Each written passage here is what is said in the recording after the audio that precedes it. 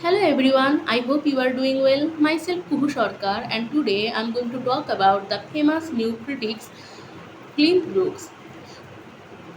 In my previous video, I had already talked about the introduction of new criticism and then I made a video about intentional fallacy and effective fallacy.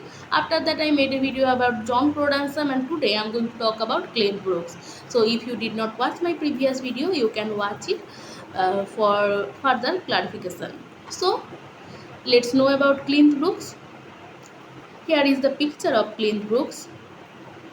Cleanth Brooks was born in 1906 and died in 1994, was an American literary critic and professor.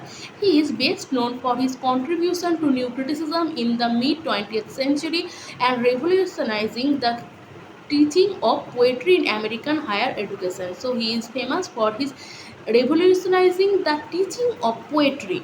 His best works, the well-wrought studies in the structure of poetry, which was published in 1947. Today I am going to talk about this work.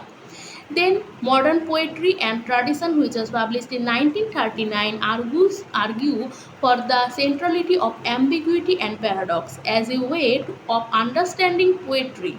So Cleanth Brooks is famous for his concept of ambiguity, paradox, organic unity, then irony, then the famous concept heresy of paraphrasing. So I am going to talk about one by one. With his writing, Brooks helped to formulate formalist criticism, emphasizing the interior life of a poem. So he is also associated with formalism. The formalism formulate the formalist criticism. So he is also associated with formalism and codifying the principles of close reading. As you know that new critics are always looking for close reading. Brooke was also preeminent critic of Southern literature, writing classical texts on William Faulkner and co-founder of the influential journal The Southern Review with Robert Penn Warren. So in my previous video, I have already told you about the journal's name. During his studies at Vanderbilt, he met literary critic and future collaborators Robert Penn Warren, John Prodensum, Andrew Lytle, and Donald Davidson. Studying with Ransom and Warren, Brooks became involved in two significant literary movements, the Southern Agrarians and the Fugitives. As you know that Fugitives was a journal and the members of Fugitives, they are called Fugitives. Brooks admitted to reading the Southern Agrarian Manifesto, I will take my stand and over.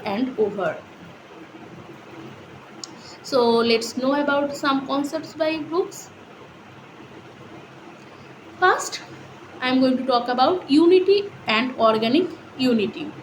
Brooke emphasizes the importance of unity in a literary work. He believed that a successful poem or text should achieve an organic unity, where each part contributes to the overall meaning and structure of the work. This concept aimed to counter the tendency to interpret individual elements in isolation.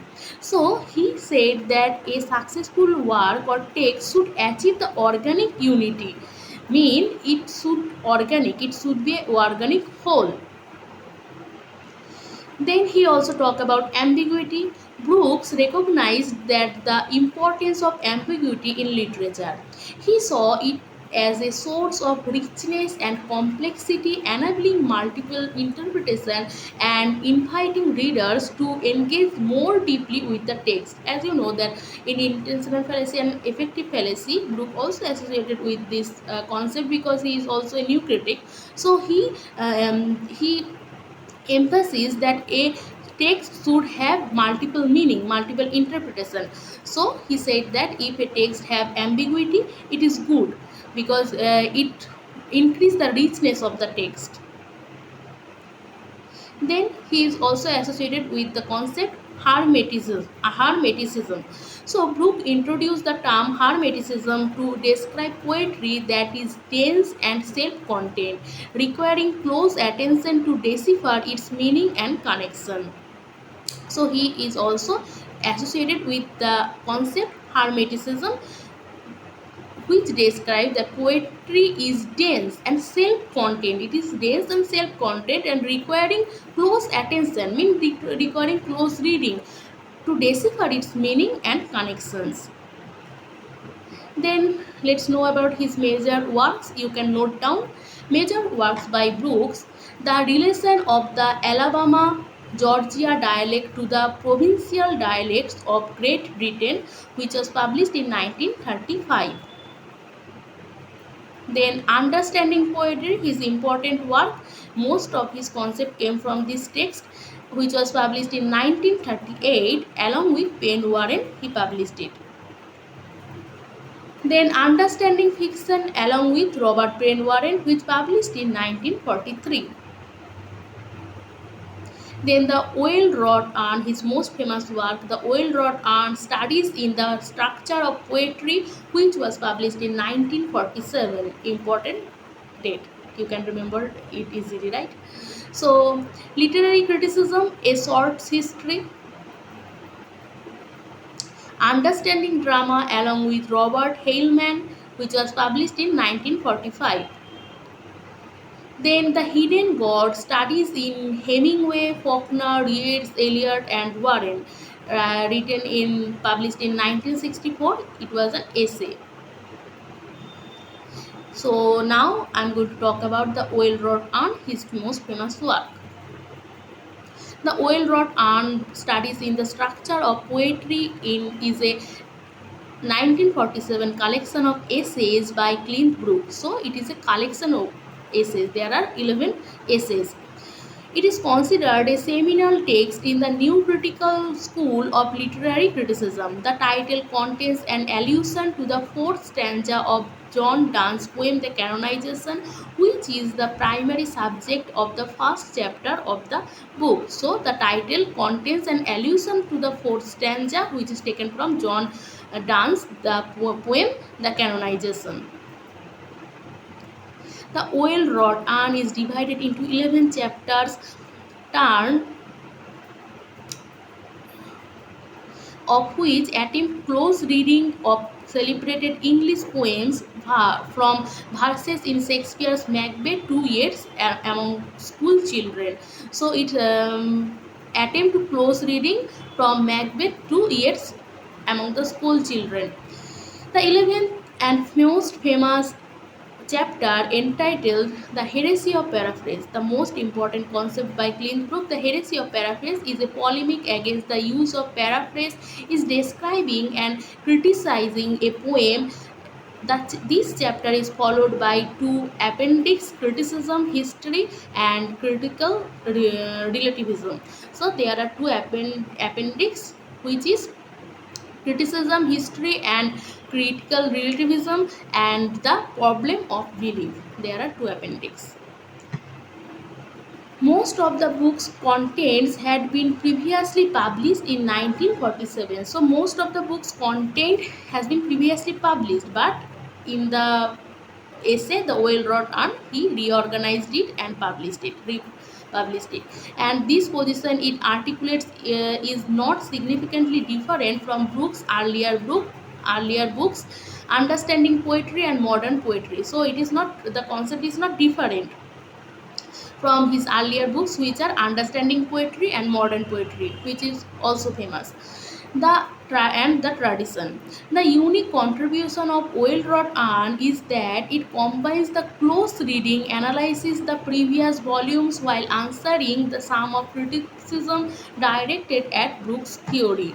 So in the book The Oil Wrought Urn, he just reorganized his whole concept. So there are the chapters name. There are 11 chapters. First is The Language of Paradox, which is very much famous, and people used to read it separately.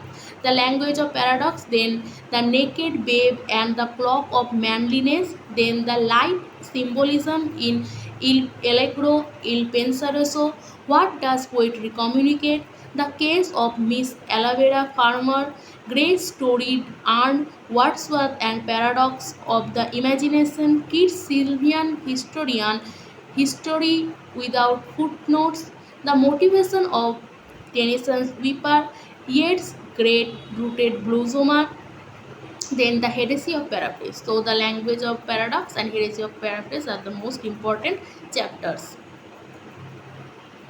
The bulk of the book is devoted to close reading of poems by John Donne, Shakespeare, Milton, Alexander Pope, William Wordsworth, Keats, Lord Tennyson, Yeats, Thomas Gray, T.S. Eliot. In well-wrought and theory illuminates practice and vice versa. The poems are meant to be the concrete examples on which generalizations are to be based. Thus, the first chapter tells us in the title that poetic language is the language of paradox. So, the meaning of the title, the well-wrought run, Brooks try to say that when you use this paradox, these ambiguities, this irony in a text, you make it a well-wrought art. A artist's work is to make a text like a beautiful well-wrought art, which is beautifully made. So, in his first chapter, he talks about paradox, the language of paradox. In literature, the paradox is a literary device consisting of anomalous juxtaposition of incongruous ideas for the sake of striking exposition or unexpected insight. So, what is paradox? Paradox means when two juxtaposition ideas are bring together, right? You know what is paradox? When two juxtaposition meaning are bring together and it give you a new meaning, right? So he said that when poets are not someone who simply give you some sentence, or he not going to teach you something simply, or not some try to say you something simply. What he did, he tried to use paradox, ambiguity, and he tried to connect two opposite meaning like negative and it become positive meaning. So it is the beautiful thing about poetry. It is for this reason we praise poetry and we praise poets, right? Other than people can simply say what they want to say, but poets work is not like that. So it functions as a method literary composition and analysis which involves examining apparently contradictory statement and drawing conclusion either to reconcile theme or explain their presence. Cleanth Brooks, an active member of the New Critical Movements, outlines the use of reading poems through paradox as a method of critical interpretation. Paradox in poetry means that tension at the surface of a verse can lead to apparent contradictions and hypocrisy, right? His seminal essay, The Language of Paradox, lays out Brooks' argument for the centrality of paradox by demonstrating that paradox is the language appropriate and inevitable to poetry. Paradox is appropriate and inevitable to poetry.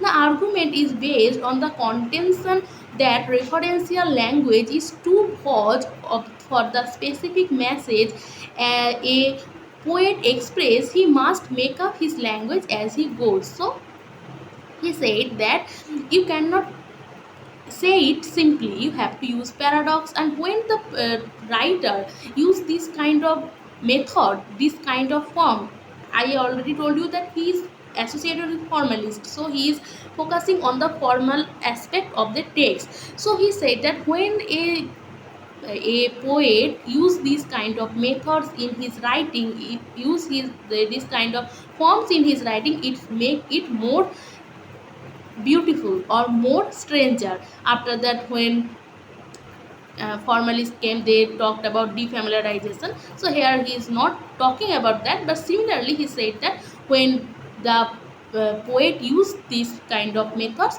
it makes it more strange or more beautiful. This Brooke argues is because words are mutable and meaning shifts when words are placed in relation to one another. So you know its meaning, I think. So in this essay, The Language of Paradox, Cleanth Brooks emphasizes how the language of poetry is different from the science and claiming that he is interested in our seeing that the paradox springs from the very nature of poet's language. It is a language in which the connotation play as a great part as the denotation, and I do not mean that the connotations are important as supplying some sort of field or trimming something external to the real matter in hand. I mean that the poet does not notion use a notation at all, as a scientist may properly be said to do so, but the poet within limits has to make up his language as he goes. He says that you know that what is connotation meaning and what is denotation meaning. Denotation meaning dictionary meaning, and connotation meaning there can be multiple meaning. Okay, so he said that a scientist can use the denotation meaning. Mean he can use see a word used by a scientist and you open the dictionary and you get the exact meaning. But if you uh, see a word from a poetry and you try to understand the meaning by opening a dictionary, you cannot get the exact meaning, right? Because you have to see the context, in which context the poet try to say it. If I say black and you find it that black meaning that, but in this poetry if I try to say that black is beautiful, as Shakespeare used in his sonnet, that my dark lady, so he used it as beautiful way. So I have to read the poem closely, I have to make it close reading, then I can understand, right? So it is not as science.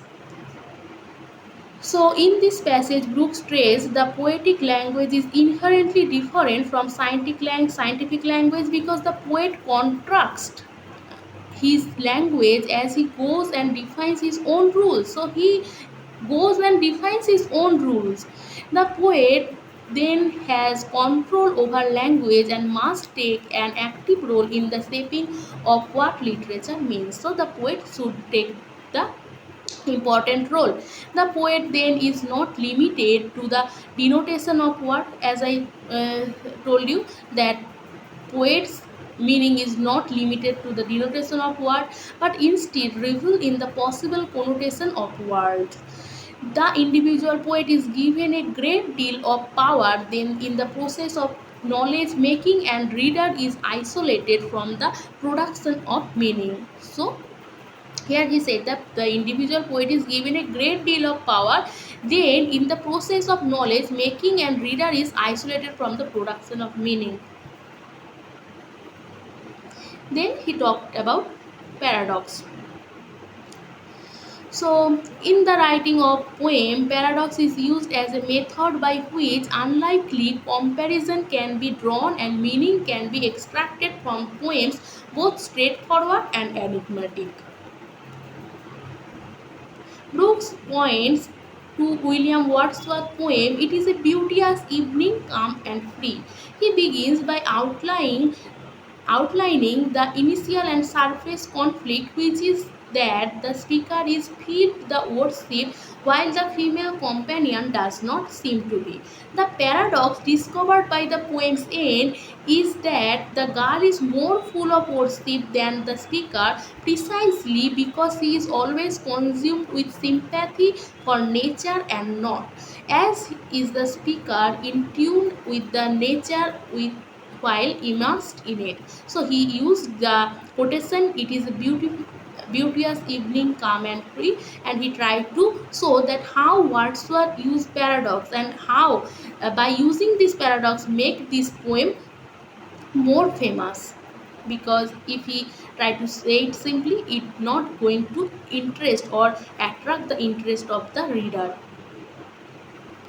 in his reading of Wordsworth, so in this essay he uses many examples from Wordsworth, other poems like London, Westminster Bridge, and then other poets dance poem, and try to show that how these poets use this paradox, and how using this paradox make these poems more beautiful or more interesting.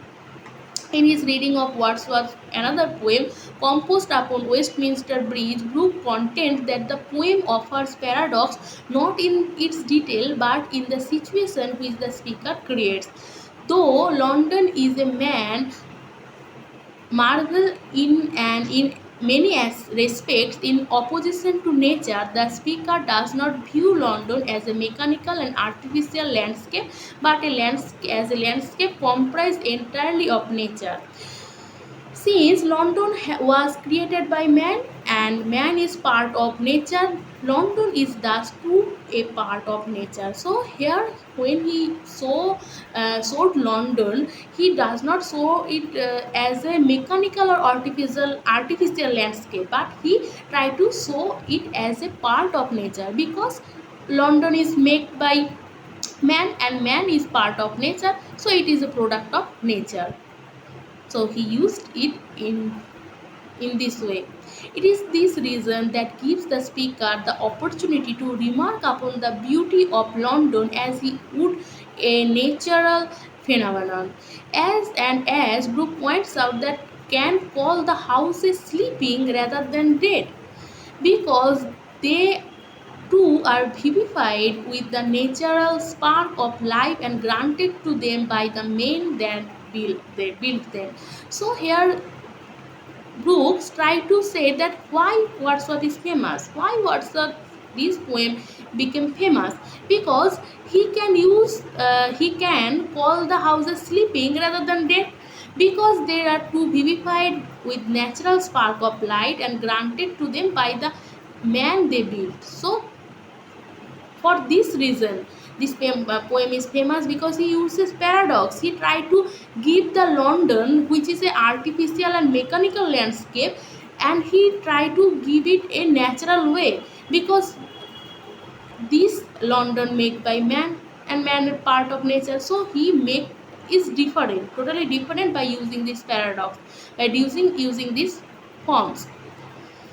Brooks ends his essay with a reading of John Donne's poem The Canonization, which uses a paradox as its underlying metaphor, using a charged religious term to describe the speaker's physical love as saintly.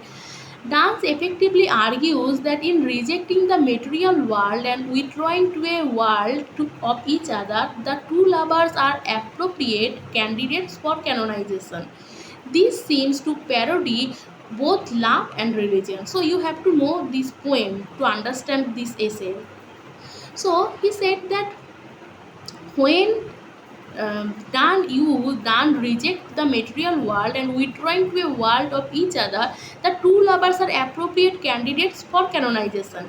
This seems to parody both love and religion, but in fact it combines them, pairing unlikely circumstances and demonstrating their resulting complex meaning. Brooks points also to secondary paradox in the poem, the simultaneous duality and singleness of love and the double and contradictory meaning of tie in metaphysical poetry, used here as both sexual union and literal death. He contends that these several meanings are impossible to convey at the right depth and emotion in any language but that of paradox. A similar paradox is used Shakespeare Romeo and Juliet, and says, "For saints have hands that pilgrims, and hands do not touch, and palm to palm is holy palmer kiss." So he also used some example from Shakespeare Romeo and Juliet, when Juliet says that for saints have hands that pilgrims, and hands do not touch, and palm to holy palmer's kiss. Brooks Contemporaries in the sciences were in the 40s and 50s recognizing university science and curricula into codified disciplines. The study of English, however, remained less defined, and it becomes a goal of the new critical movement to justify literature in the age of science by separating the work from the author and its reader and examining it as a self-sufficient artifact. In Brooks' use of the paradox as a tool for analysis, and however he developed a logical case as a literary technique with strong emotional effect. Then his reading of the canonization in the language of paradox, where paradox becomes central to expressing complicated ideas of scared and secular love, provides an example of his development. Then he talked about irony. In his irony as a principle of structure essay. So let's know about what he talked about irony. Although paradox and irony as new critical tools for reading poetry are often conflated and they are independent poetical devices, irony for the Brooks is the obvious wrapping of statement by the context, whereas paradox is later glossed as a special kind of qualification which involves to the resolution of opposites. So where when we use paradox, we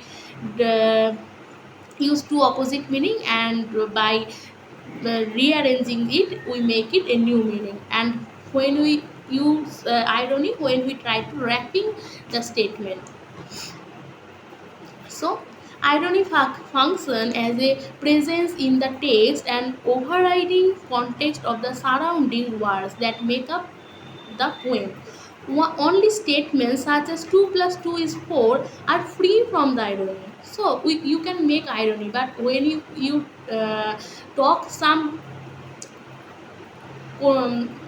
dictionary meaning, or when we talk in scientific way, like if I say you that 2 plus 2 is 4, so it is the universal meaning. I cannot make irony, right? So most other statements are free to the immediate context and are altered by it. Take as an example of the following joke. A woman walks into a bar and asks for a double entered. The bartender gives it to her. So, this statement, perfectly acceptable elsewhere, is transformed by its context in the joke to an innuendo, take their effect from it. So you can use irony only when I try to say you, I try to make irony, I have to make my context clear, right? So if I say you that, oh, you understand the whole poem, right? I know you can make it. So in my tone I try to say that you cannot make it, you cannot understand the poem. So I try to crack the irony, I try to make you feel that you cannot understand the poem, so I can use the irony. So he said that poet used to do this irony, or writer used to do this irony in dramatic way, and he also talked about two irony, like some first is verbal irony and second is dramatic irony. Verbal irony, when he used this line that you said that you are black, you said you are white, you said a black person that you are white. So you make this irony and you make it verbally. But when Macbeth, Shakespeare used the irony when he in the play. We see that we know that what the character is going to do, and he there took the example of Oedipus. When Oedipus Oedipus give order to the people that yes, I am going to know the truth, right?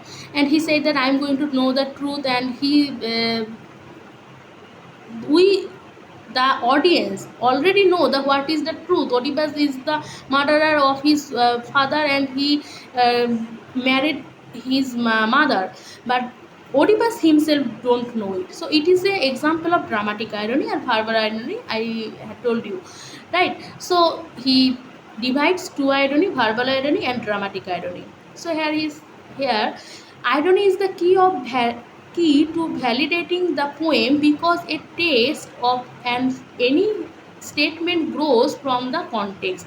Validating a statement demands examining the statement in the context of the poem and determining whether it is appropriate to the context. So paradox, however, is essential to the structure of being the poem. The language of paradox, the well-wrought Anne Brooks shows that paradox was so essential to poetic meaning that paradox was almost identical to poetry. According to fellow new critical lyricist Charlie Brooks, use paradox emphasize the interminate lines between form and content. The form of the poem uniquely embodies in meaning, and the language of the poem affects the reconciliation of opposite and contraries, while the irony functions with the poem, and paradox often refers to the meaning of and structure of the poem, and this inclusive of irony. So I'm not going to explain it, you can read it by your own. This existence of opposite and or contraries and the reconciliation therefore thereof is poetry and the meaning of the poem. So now I'm going to talk about the heresy of paraphrase. Heresy of paraphrase. In his summary chapter, Brooks articulates his position that it is heresy to paraphrase a poem when trying to get its meaning. Poems are not simply messages and expressed in flowery language. The language is crucial in determining the message from its content. So, message from its content. So, here he simply said that if you try to know the meaning, it is not a simply a message that you can get. So there is multiple of meaning, and if you try to paraphrase the meaning, you are doing the wrong thing. So he said, thus to try to abstract the meaning of a poem from the language in which that meaning is rooted, the paradoxical language of metaphor, is to disregard the internal structure of the poem that give it its meaning. The temptation to think of poetry as prose wrapped in poetic language is strong simply because both are composed with word and differ only in the poetry was meter and rhyme. But Brooke instead want us to see poetry as like music, a ballet or poetry. So he said that if we try to make similar between poetry and prose, we are going to do the wrong, because poetry and prose are not same. He said that Brooke instead wants to see poetry like a music or a ballet or a play, because they both use the language and both use the word and metaphor, but it is not the same. The structure of a poem resembles that of a ballad or a musical composition. It is a pattern of resolution and balance and harmonization. Developed through a temporal scheme, most of us are less inclined to force the concept of statement on drama than a lyric poem. For the very nature of drama is that of something acted out, and something which arrives as its conclusion through conflict, something which beats conflict into the very being. So in drama we are acting, but in poetry there are two things and they conflict each other and then make the meaning of the poem. So the poem is a working out of various tensions set up by whatever means and proposition, metaphors and symbols. So Brooks and other writers, they simply want to interpret the poetry, right? So they are talking about the poem, and the he's writing the understanding the poetry, so they are focusing on poetry only. So they talked about how we can interpret the poem. It achieves a resolution through this working out of tension, not necessarily a logical resolution but satisfactory unification of the different attitudes and disposition towards experience. So it is not going to give you simply the solution, but it gave you a satisfactory unification. As he told that it is a organic whole or organic unity, means a successful work has the unity, organic unity.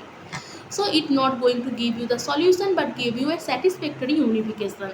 Therefore any intellectual proposition within the poem must be viewed in the context of all the other propositions expressed in the highly changeable language of metaphor.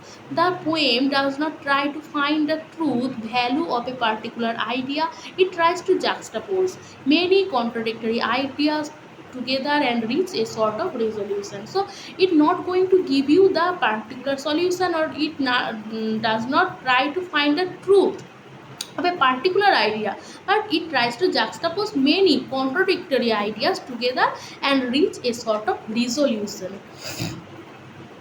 The poet is trying to unify experience by making poetry not statement about experience but an experience itself, and with all contradictory elements contained in one cultural expression, that is poem.